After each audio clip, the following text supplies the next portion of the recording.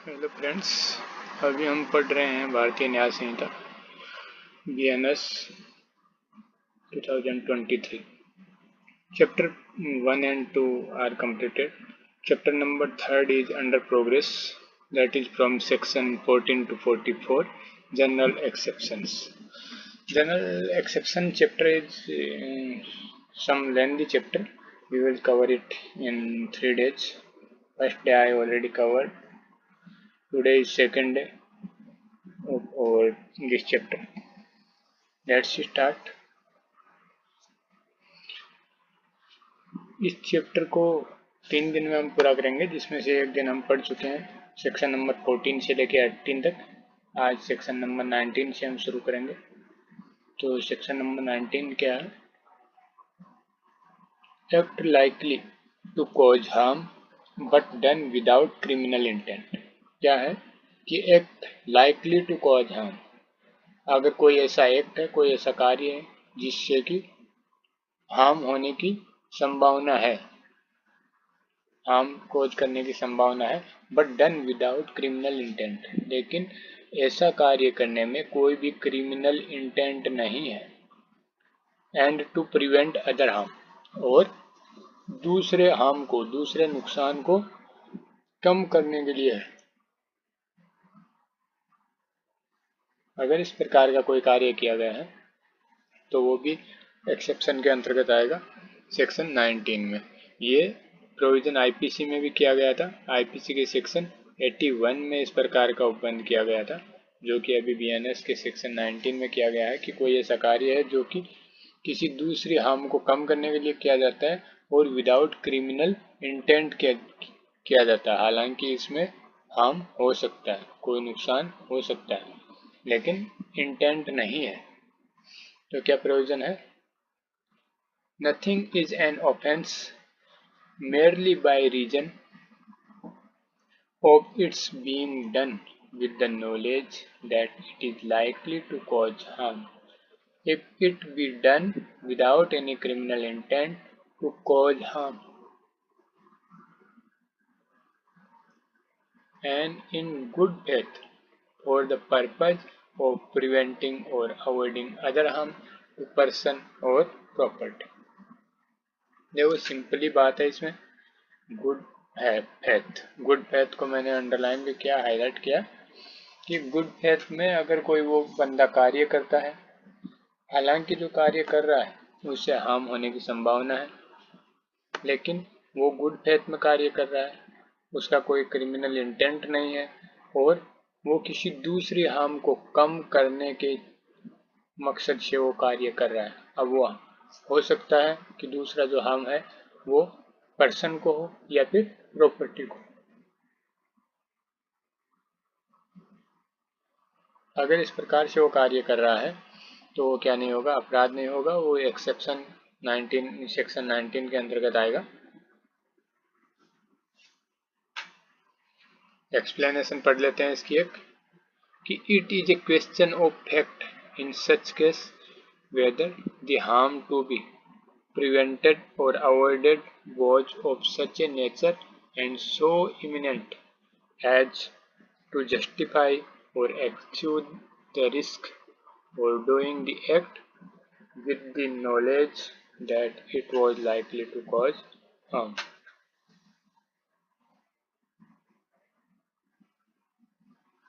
तो क्या बोल रहा है एक्सप्लेनेशन में, यही समझा रहा है कि ये एक फैक्ट का क्वेश्चन होगा। This is a question of fact. क्या होगा कि in such a case whether the harm to be prevented और avoided was of the such nature and so imminent as to justify और excuse the risk of doing the act with the knowledge that it was likely to cause harm. यानी कि जो harm था, जिसको रोकने के लिए, अवॉइड करने के लिए, प्रिवेंट करने के लिए ये हार्म जो किया गया है, वो एक फैक्ट का क्वेश्चन है कि वो इस लेवल का था भी, इतना इमिनेंट या इस नेचर का था कि इस प्रकार से वो ये एक्ट किया जाना चाहिए था। क्या इसको वो जस्टिफाई करता है या फिर क्या इससे वो एक्सक्यूज दिया जा सकता है कि जो ये इस प्रकार का इसने रिस्क उठाया है वो उठाना उसके लिए ज़रूरी था, जो उस हार्म को प्रिवेंट करने या अवॉइड करने के लिए। पता चला कि जो हम रोक रहे हैं वो कोई बड़ा हार्म नहीं है, और जो रोकने का तरीका है उससे जो हार्म हो रही है वो ज़्यादा घातक है, तो ये इसमें एक्सक्यूज नहीं होगा। इस प्रकार का हार्म एक्सक्यूज नहीं होगा। और दूसरा, इसमें कोई भी क्रिमिनल इंटेंट नहीं होना चाहिए।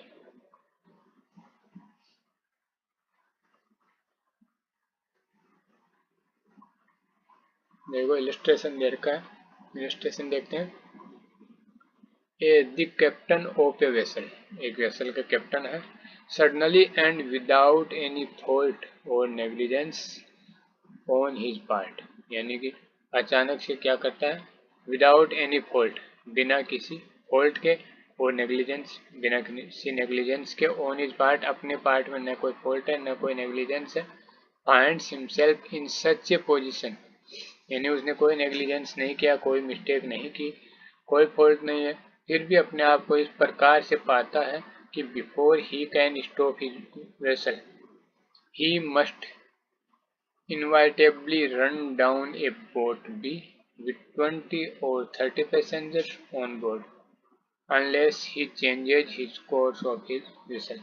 वो अचानक से क्या पाता है कि सामने अचानक से कोई वेसल आ जाती है, दूसरी छोटी बोट आ जाती है, उस बोट में 20 से 30 लोग बैठे हुए हैं। अगर वो इसको हटाएगा नहीं तो वो क्या करेगा, रन डाउन ए बोट, जो बोट है उसको डुबो देगा, टकरा जाएगा उससे, जिसमें 20 से 30% है। ये केवल कब बचाया जा सकता है, जब वो अपने वेसल की डायरेक्शन को चेंज करते हैं, and that by changing his course he must incur risk of running down a boat C with only 2 passengers on board.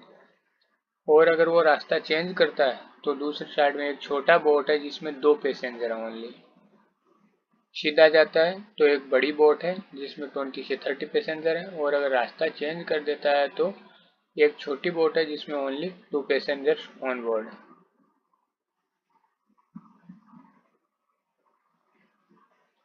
विच ही में पॉसिबली क्लियर, जिनको अगर वो कोशिश करेगा तो हो सकता है शायद उनसे टकराए भी नहीं और क्लियर भी कर सकता है।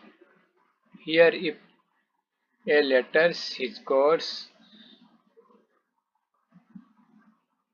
if A alters his course without any intention to run down the boat C and in good faith for the purpose of avoiding the danger to the passengers in the boat B, he is not guilty of an offence, though he may run down the boat C by doing an act which he knew was likely to cause that effect.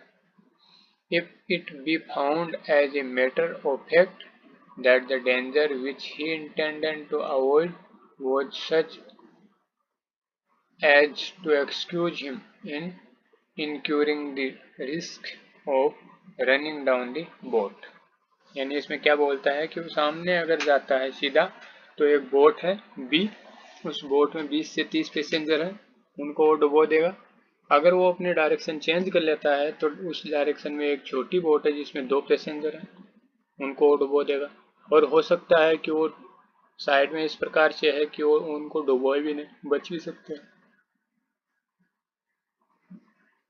अब यहाँ पे उसको पता है कि harm तो होने की संभावना है, लेकिन हमारी सेक्शन 19 क्या बोलता है, हार्म होने की संभावना लेकिन किसी दूसरी हार्म को कम करने के लिए वो कार्य कर रहा है। अब यहाँ पे हार्म को, चाहे वो सीधा जाए चाहे टेढ़ा जाए, वो किसी हार्म को कम करने के लिए कोशिश कर रहा है, लेकिन अब कम कैसे होगी, सीधा जाएगा तब तो कम नहीं हो रही है। अगर वो टर्न लेता है तब कम पैसेंजर है तो हार्म कम होगा, सीधा जाएगा तो हार्म ज़्यादा होगा। तो ये सेक्शन क्या बोलता है, ये सेक्शन है यही बोलता है ना कि to prevent the other harm, दूसरे हार्म को प्रिवेंट करने के लिए वो ऐसा कार्य कर रहा है। जिसका मतलब वो क्या ले रहा है, अगर वो टर्न लेता है और उसकी वजह से बोट सी डूब जाती है और वो दोनों लोग मर जाते हैं तो भी वो अपराध का दोषी नहीं होगा। क्यों नहीं होगा, क्योंकि उसने एक बड़े हार्म को टालने के लिए इस प्रकार का एक्शन लिया था, उसको पता था, लेकिन उसका कोई क्रिमिनल इंटेंट नहीं था। अगर इस प्रकार से क्रिमिनल इंटेंट नहीं होता है तो आप दोषी नहीं होगा। एक दूसरा इलस्ट्रेशन है। A in a great fire pulls down houses in order to prevent the conflagration from spreading। क्या करता है? ए है, एक बड़ी सारी फायर है, उस स्थिति में घरों को गिराता है। क्यों गिराता है? To prevent the conflagration from spreading, आग को फैलने से रोकने के लिए। वो क्या कर देता है, जैसे आग फैल रही है, कच्चे घर हैं, तो उसमें से बीच में से किसी घर को गिराता है, उसके आगे से घर ऐसे गिराता है, तो आग वहीं तक आके रुक जाएगी, तो इसलिए वो क्या करता है, गिराता है।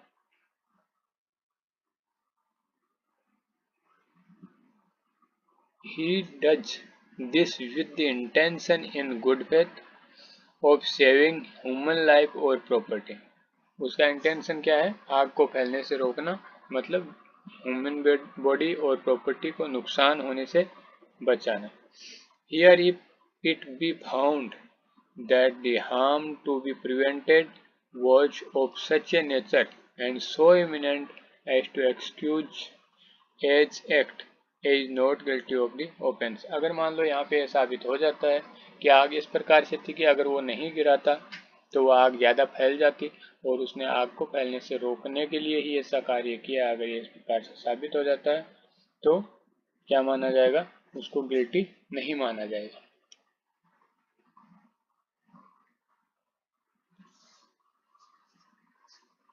कुछ केस लॉज पढ़ते हैं सेक्शन 19 पे।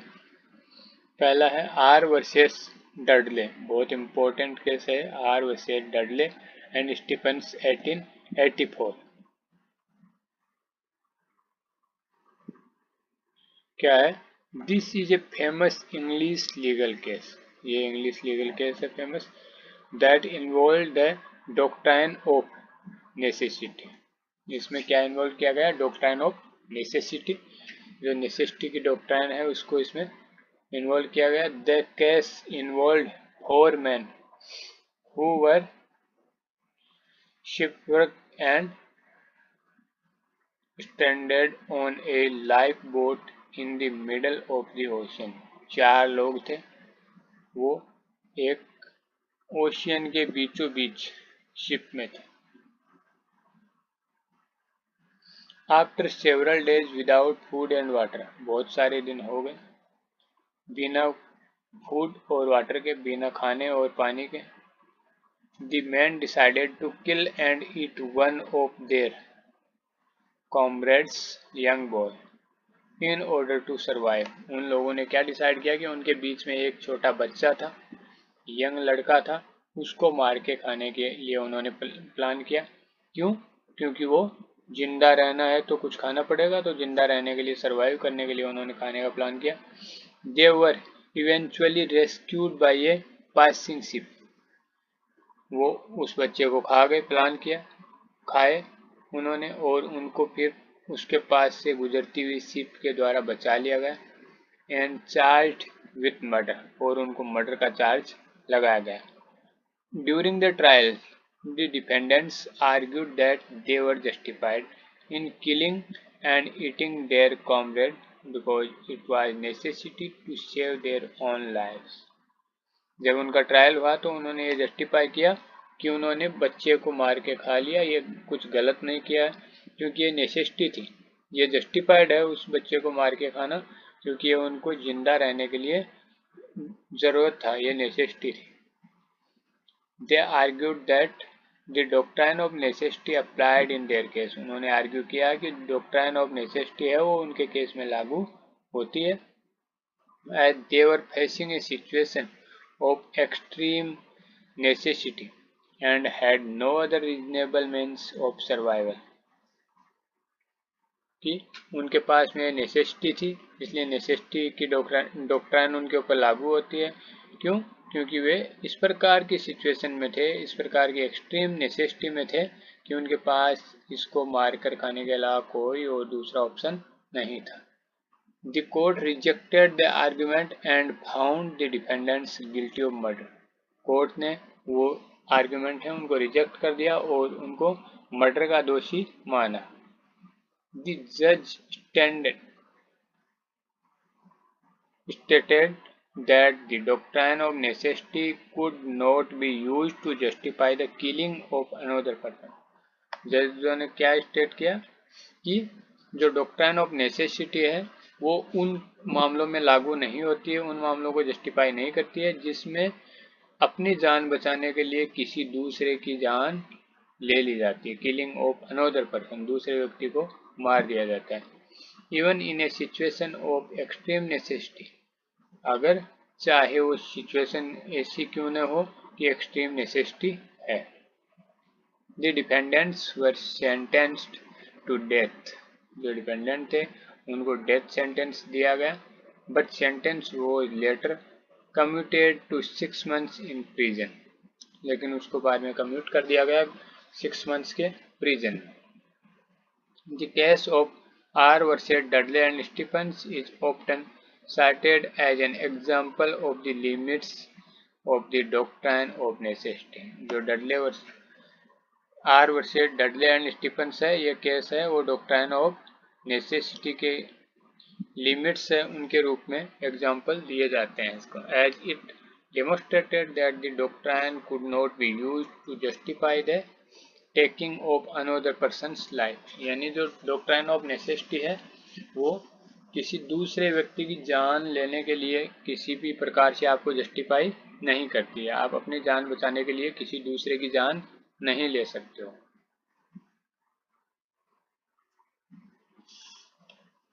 नेक्स्ट केस है यूनाइटेड स्टेट वर्सेस होल्म्स 1842 का केस है।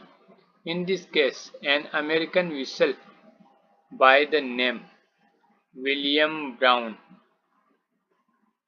containing 65 passengers and 17 crew members, hit an iceberg। क्या है कि इस केस में क्या हुआ, एक अमेरिकन विसल है by the name William brown नाम है, जिसमें 65 पैसेंजर्स हैं और 17 क्रू मेंबर्स हैं। वो क्या करता है, एक आइसबर्ग से टकरा जाता है and sank rapidly. As a result the long boat was cast adrift in the stormy sea. In order to prevent the boat from being sunk, the members of the crew threw some of passengers overboard. Later, when a case came up for the trial of one of the crew members, the court held that such situations of necessity may be considered a defense against the charge of criminal homicide. However, the court stated that those who are sacrificed must be firstly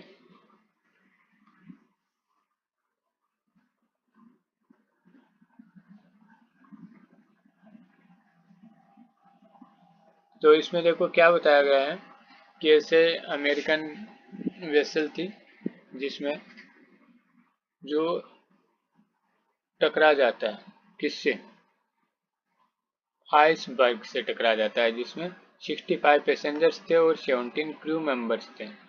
टकरा जाता है और अब उसको लाने के लिए उसमें कुछ वेट कम करने की ज़रूरत है, तो क्या करते हैं उसमें से कुछ पैसेंजर्स को समुद्र में फेंक दिया जाता है। अब मामला जब वो बाहर आ जाते हैं तो उसके बाद कोर्ट में जाता है। कोर्ट बोलता है कि ये जस्टिफाई है। अगर आपको इसमें सारे के सारे लोग डूब जाते हैं, उनकी कुछ की जान बचाने के लिए कुछ को अगर फेंकना पड़ रहा है तो किया जा सकता है। And the court stated that those who are sacrificed must be fairly selected depending on the group of people present, यानी कि जो किसने सेक्रीफाइस किया, कौन कौन कूदा है, तो ये फेयरली डिसाइड किया गया है, जो कि जितने लोग अवेलेबल थे वहाँ पे उन लोगों के द्वारा। तो ये उनके लिए क्या होगा, एक्सेप्शन होगा। नेक्स्ट केस है Rex versus Bourne 1938। In this case, a 14-year-old young girl became pregnant because she was raped by 5 soldiers।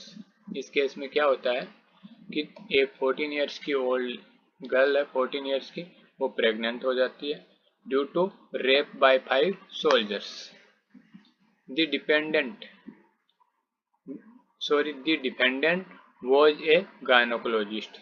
जो डिपेंडेंट था वो एक गायनोकोलॉजिस्ट था। He performed an abortion with the consent of the girl's parents since he believed that the rape victim could die if she was permitted to give birth। जो dependent था वो एक क्या था, गायनोकोलॉजिस्ट था। उसको पता चला कि अगर वो लड़की बच्चे को जन्म देती है तो वो खुद मर जाएगी, तो उसने उसके पेरेंट्स की और उस लड़की के परमिशन से इसका अबॉर्शन करवा दिया। After hearing the facts of the case, the court held that the defendants as not guilty of the offence of unlawfully procuring a miscarriage.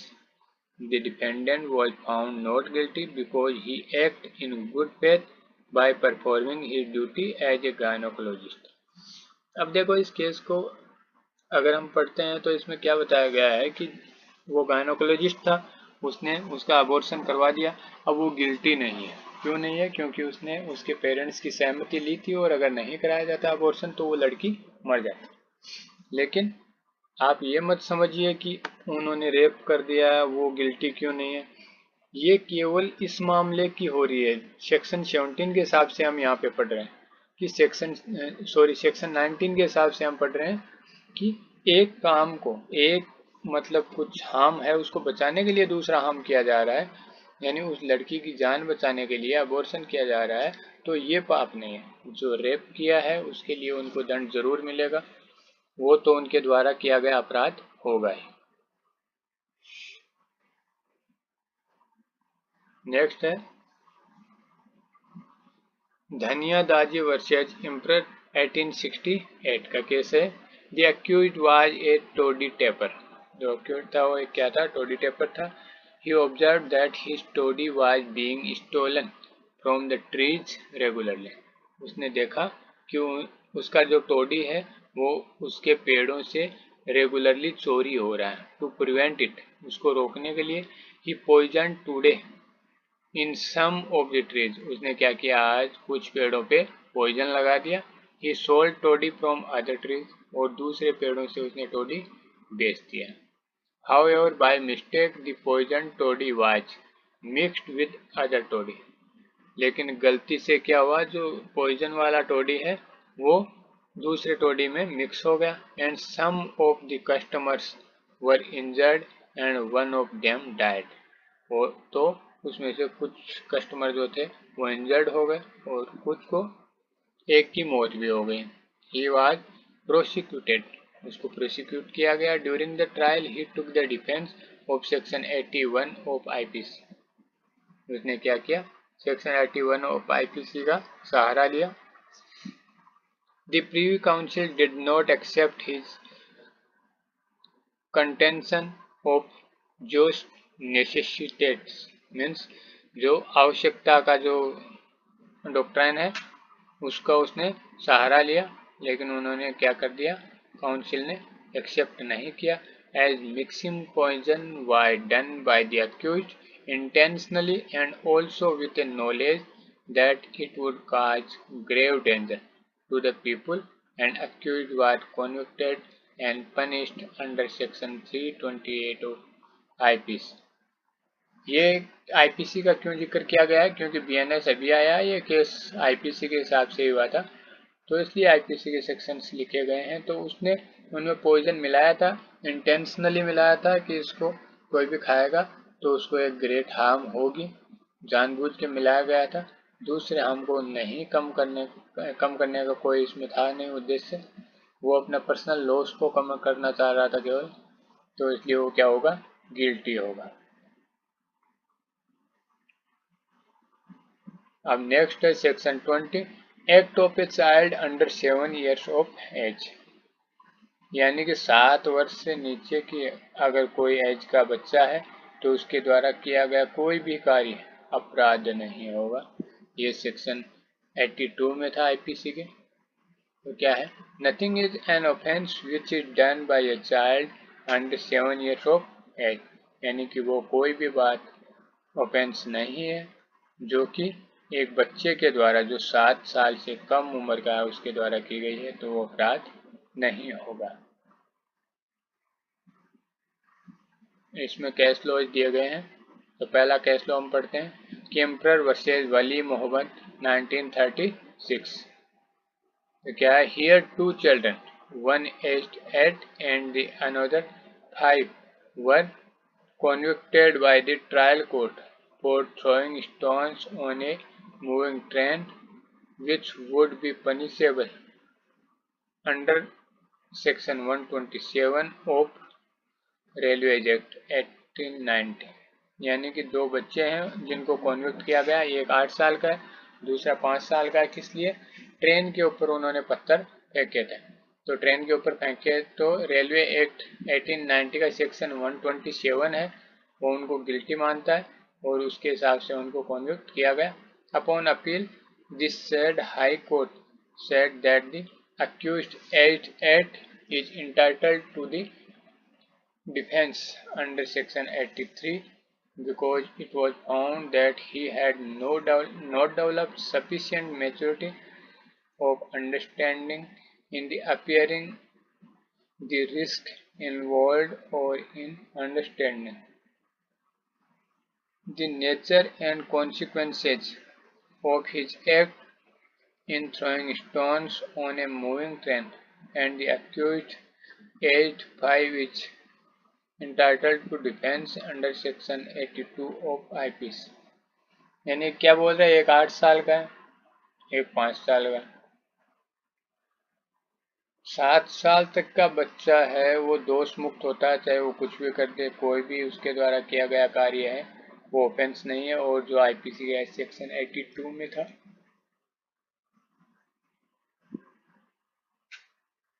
तो यही बताता है कि जो 5 साल वाला लड़का है वो फुली एक्सक्यूज है आईपीसी के सेक्शन 82 या फिर सेक्शन 20 ऑफ बीएनएस के द्वारा। और जो 8 वर्ष का है वो 7 वर्ष से ऊपर लेकिन 12 वर्ष तक के बच्चों के द्वारा किया गया कार्य ऑफेंस नहीं होगा अगर वो समझदार हो गए हैं, उनका लेवल अगर बढ़ गया है, तो उस हिसाब से ये बनाया जाता है। तो 8 साल वाला है वो इस केस में देखा गया कि वो इतना समझदार नहीं हुआ था कि वो इन सब बातों को समझ सके, इसलिए उसके ऊपर सेक्शन 83 ऑफ आईपीसी लगेगा और दोनों ही एक्सक्यूज है। Before the emergence of juvenile justice regime, children about 12 would not enjoy any kind of immunity in any kind of liability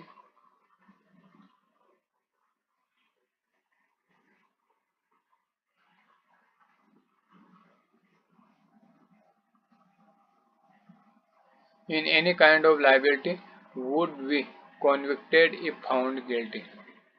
The treatment after finding guilt may be different, but they would be standing trial the same that their adult counterparts would be standing.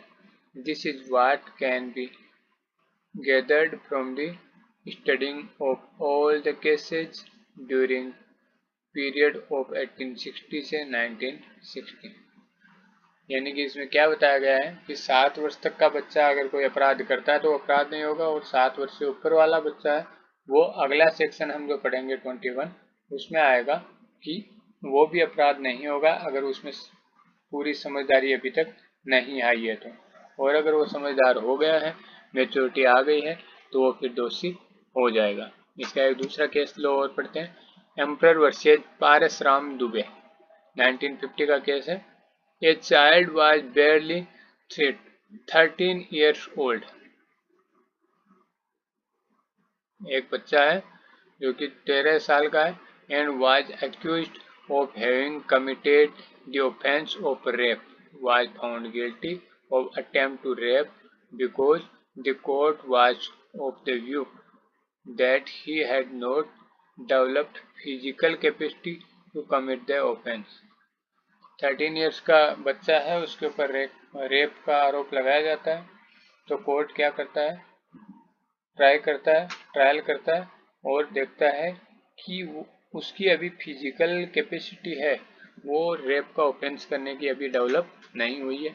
The decision is not good anymore, but is important on the point that children, once they cross the age of 12 years, would not be enjoying any immunity from criminal liability, and even if not declared guilty for complete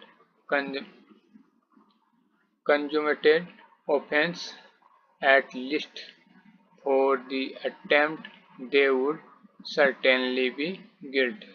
यानी क्या बताया गया है इसमें कि 12 years तक ही immunity मिलती है, उसके बाद में कोई इम्यूनिटी नहीं दी गई है अगर वो 13 का है।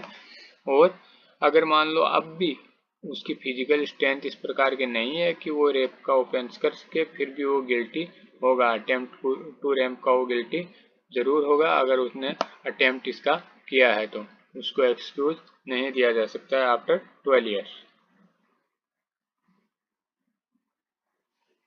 एक केस लॉ और है इसमें, क्वीन वर्सेज लुखिनी। क्या है?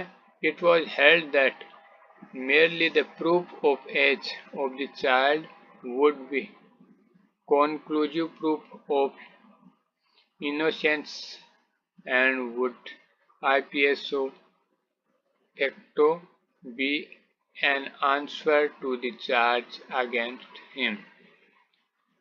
यानी कि चाइल्ड है प्रूफ ऑफ इनोसेंट, चाइल्ड की जो एज का प्रूफ है वो उसकी प्रूफ ऑफ इनोसेंट भी है।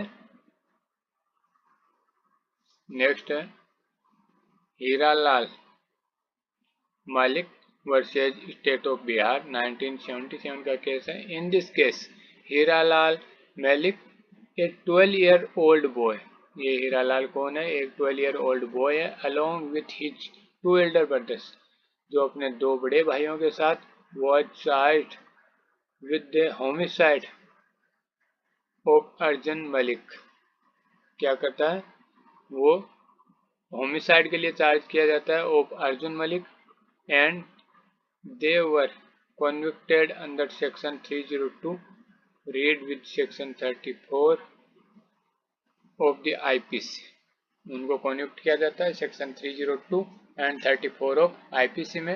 Hiralal has caused fatal injuries, Hiralal को fatal injury to Arjun's neck with a sharp weapon as an act of revenge, and they filed the scene with his brothers। Upon appeal, the High Court convicted their conviction to one under section 326 read with section 34। क्या किया कि जब अब पहले उसको 302 read with section 34 दिया गया था, मतलब मर्डर और सेक्शन 34 कॉमन इंटेंशन, लेकिन बाद में जब उन्होंने अपील की तो उसको बदल दिया गया किसमें? सेक्शन 302 की जगह 326 read with section 34 of IPC. Considering Hiralal's age at the time of crime was 12 years.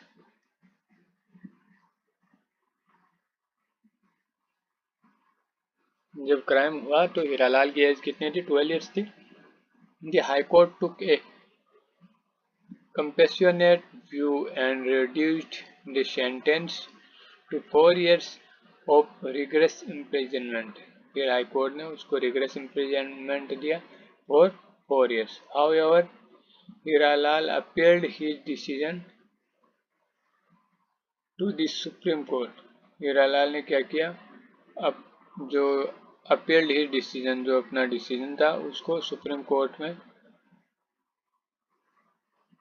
Appeal किया। The Supreme Court dismissed Hiralal's appeal and upheld his conviction। Supreme court ने क्या किया? हीरालाल का जो केस है उसको डिसमिस कर दिया। The court reasoned that the evidence pointed to clear intention by Hiralal to endanger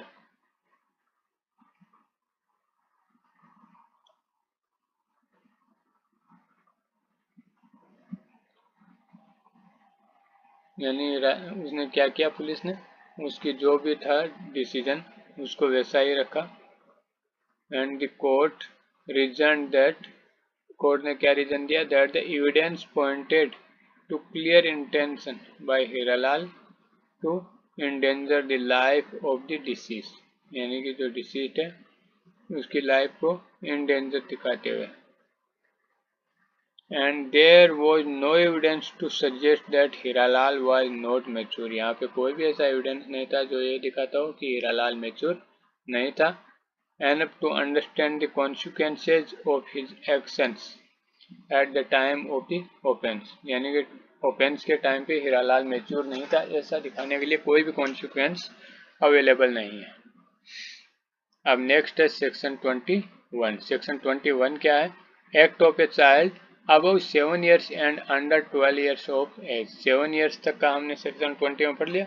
अब है more than 7 years but below 12 years, तो उनके लिए क्या है, सेक्शन 21 में ओपन किया गया है कि nothing is an offence which is done by a child above 7 years of age and under 12 years of age, यानी कि ऐसे किसी भी बच्चे द्वारा किया गया कोई अपराध अपराध नहीं होगा जो 7 वर्ष से बड़ा हो और 14 वर्ष से छोटा हो।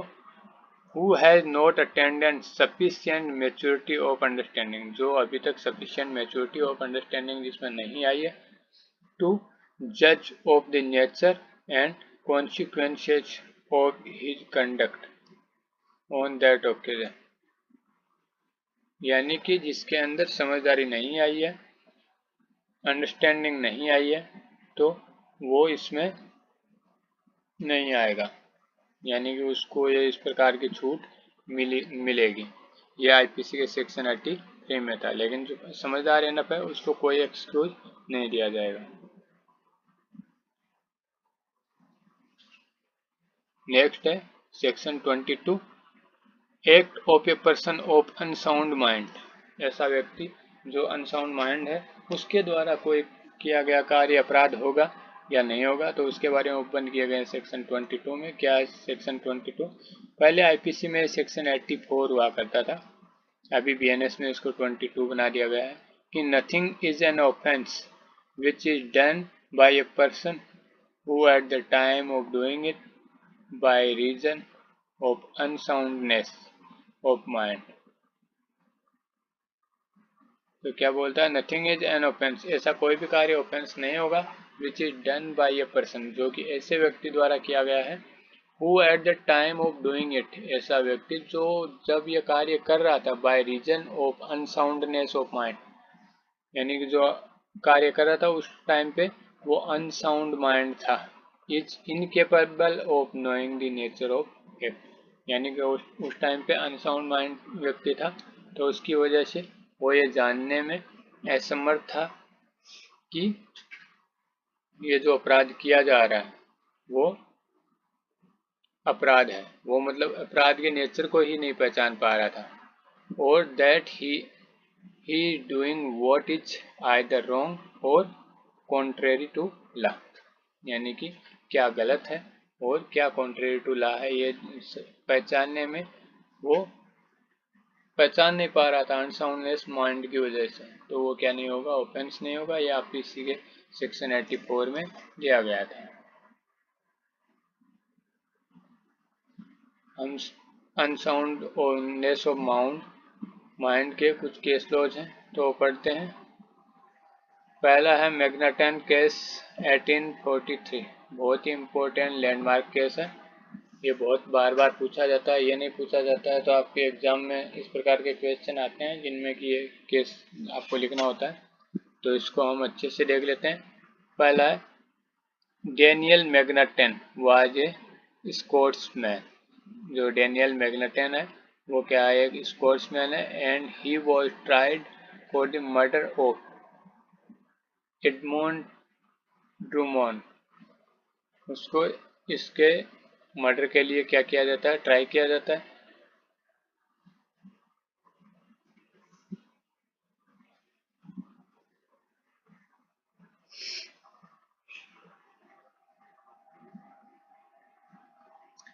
Private secretary of sir Robert peel.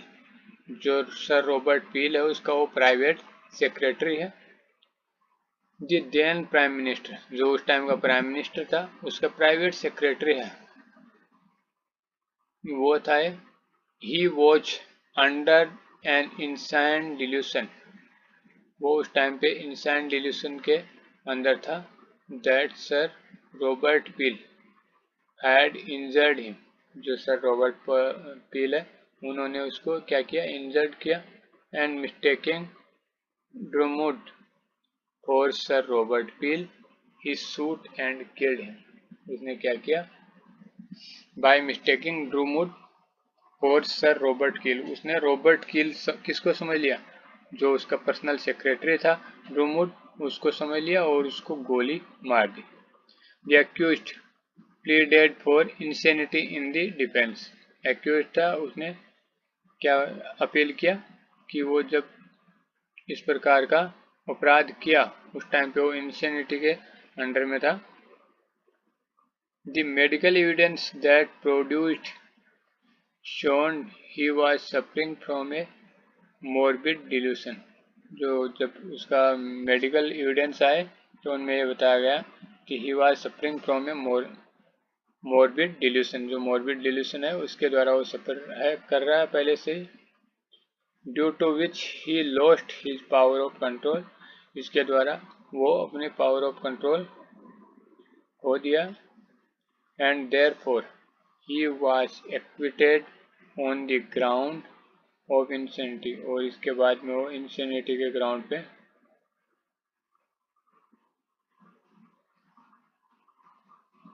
Equity कर दिया गया। As his acquittal caused a great sensation, जो उसको एक्विट किया गया वो बहुत ही ग्रेट सेंसेशन है। It become the subject matter for debate in the House of Lords, वो एक डिबेट का विषय बन गया हाउस ऑफ लॉर्ड्स में। Therefore the House of Lords referred his matter to a bench of 15 judges who were ordered to lay down the law relating to criminal responsibility in case of lunacy. The bench was asked to answer some questions, and these questions and answers are known to Magnaten's rule. The Magnaten rule from the basis of the modern law of insanity. क्या है मैग्नाटन के rule में, उसने क्या किया, वो sir Robert Peel है उसका मर्डर करना चाहता था, लेकिन उसने गलती से उसका जो पर्सनल सेक्रेटरी है उसको ही वो समझ बैठा और उसी को गोली मार दी, उसी का उसने मर्डर कर दिया। तो इसमें कोर्ट ने कुछ बहुत सारे लैंडमार्क फैसले दिए हैं, कुछ डिसाइड किया है। तो क्या क्या डिसाइड किया, पहला है the following proposition can be drawn from answers given by the जजेस। पहला है every person is believed to be of sound mind, यानी कि प्रत्येक व्यक्ति को एक साउंड माइंड व्यक्ति माना जाएगा। And to have a reasonable extent of justification to held liable for the crime committed by him until he is provided to the jury's satisfaction or the court that the man committed an offence was unsound mind at the time of commission of offence। यानी क्या माना जाता है, प्रत्येक व्यक्ति को सही mind का माना जाता है, जो अनसाउंड माइंड नहीं है। अनसाउंड माइंड कोई अगर कार्य किया जाता है तो जिस टाइम पे वो कार्य कमिट कर रहा है उस टाइम पे वो अनसाउंड माइंड होना चाहिए। ऐसा नहीं है कि वो बीच बीच में अनसाउंड माइंड हो रहा है तो किसी भी टाइम उसको अनसाउंड माइंड मान लिया जाएगा। जब कमिट कर रहा था वो कार्य उस टाइम पे वो अनसाउंड माइंड अगर है तो उसको माना जाएगा। To build for a defence of insanity it must be proved that the person was suffering from such a mental disease at the time of the commission of the act। यानी कि जो act किया, doctor की report यही बोलती है कि उस टाइम पे वो कोई क्या था, उस प्रकार की डिजीज के चक्कर में था। तो वो जो भी उसका है अनसाउंड माइंड है वो उसी टाइम पे होना चाहिए जब वो अपराध किया जाता है। थर्ड पॉइंट क्या डिसाइड हुआ इसमें कि the accused was aware of the fact that the act he was doing was not ought to be done and that act was at the same time opposite to the law. He will be punishable. ऐसी स्थिति में वो क्या होगा? Punishable होगा। A medical witness who has not seen the accused before the trial, एक medical witness है जिसने अक्यूज्ड को ट्रायल से पहले कभी नहीं देखा है, should not be asked for his viewpoint on evidence about what he thinks that the accused is insane or not. अगर कोई मेडिकल विटनेस है तो उससे, जिसने आज ही उसको देखा है अक्यूज्ड को, तो उसको कभी भी यह उससे विटनेस नहीं लिया जा सकता कि उसका व्यू पॉइंट इसके रिगार्डिंग क्या है। Where the criminal act is committed,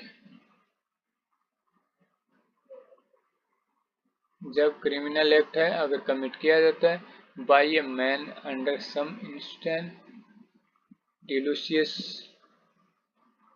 delusion as to the surrounding facts which conceal from him the true nature of the act he is doing, he will be under the same degree or responsibility as he would have been on the facts as he imagined them to be।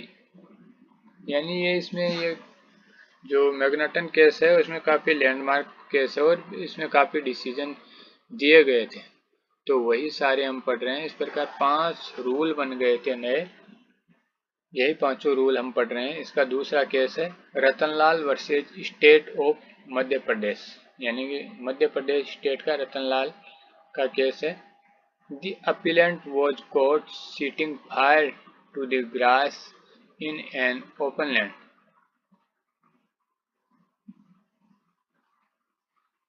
Of Nemichand, क्या है इसमें कि Ratanlal versus state of Madhya Pradesh में the appellant was caught, appellant पकड़ा जाता है setting fire to the grass in an open land of Nemichand, Nemichand की कोई ओपन लैंड है उसमें ग्रास में फायर के लिए उसको पकड़ा जाता है।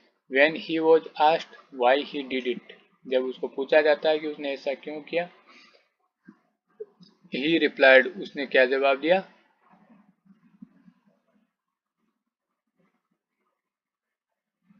आई बर्न्ट इट, मैंने इसको जलाया। Do what ever you want, जो आपके मन में आता है वो कीजिए।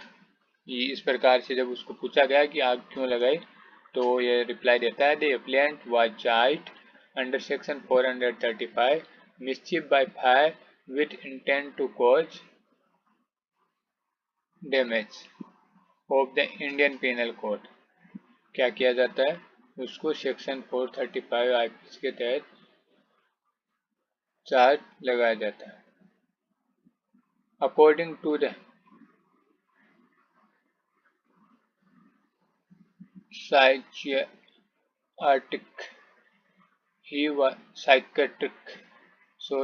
according to the psychiatric, he was a lunatic in terms of the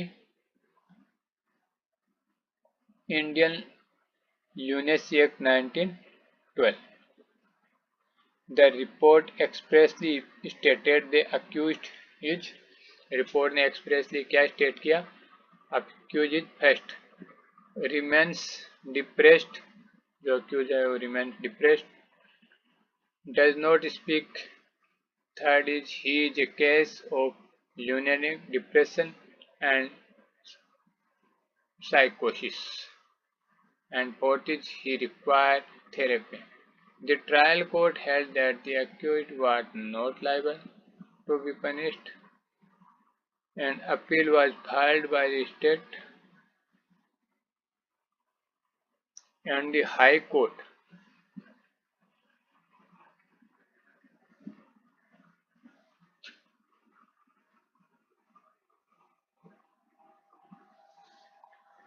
यानी एक अपील फाइल की जाती है किसके द्वारा, स्टेट के द्वारा, and the high court reversed the findings, high court reverse कर देता है ट्रायल कोर्ट की जो फाइंडिंग्स है उनको, and held that the accused liable for the offence, और ये हेल्ड करता है कि अक्यूज्ड है वो ऑफेंस के लिए लायबल है। Afterward the supreme court allowed the appeal, उसके बाद में सुप्रीम कोर्ट ने अपील अलाउ कर की है, and the conviction was set aside, और जो कॉन्विक्शन है उसको सेट असाइड कर दिया जाता है।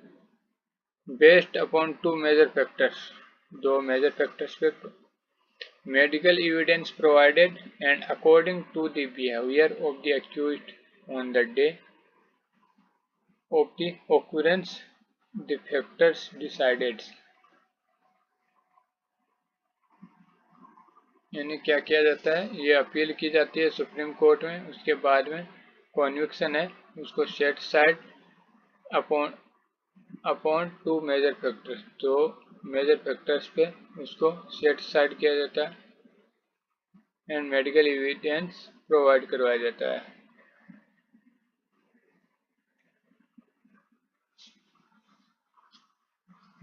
Next is Shrikant Anand Rao Bhosale versus state of Maharashtra.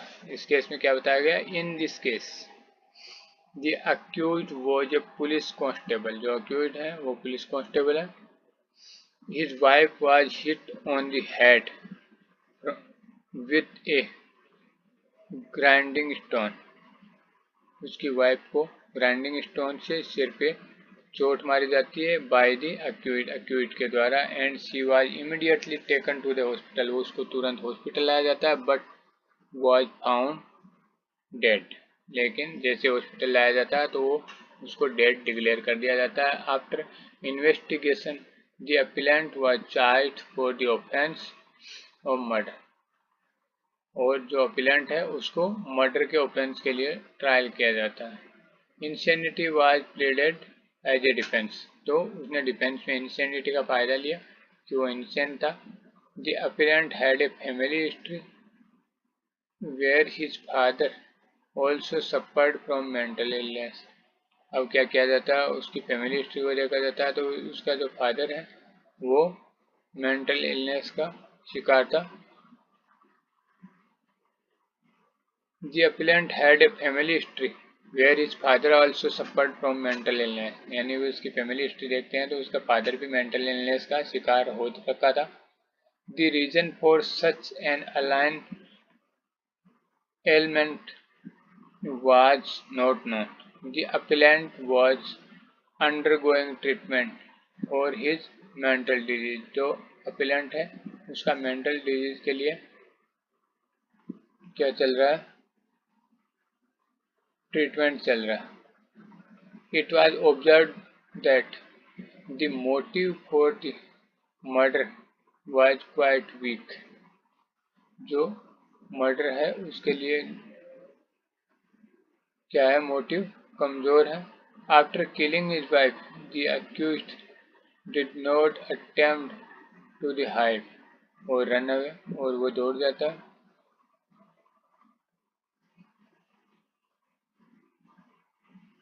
Based on the above stated facts, it was held that the accused was suffering from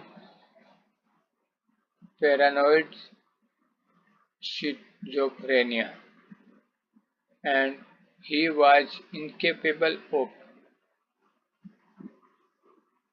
comprehending the nature of the act committed by him.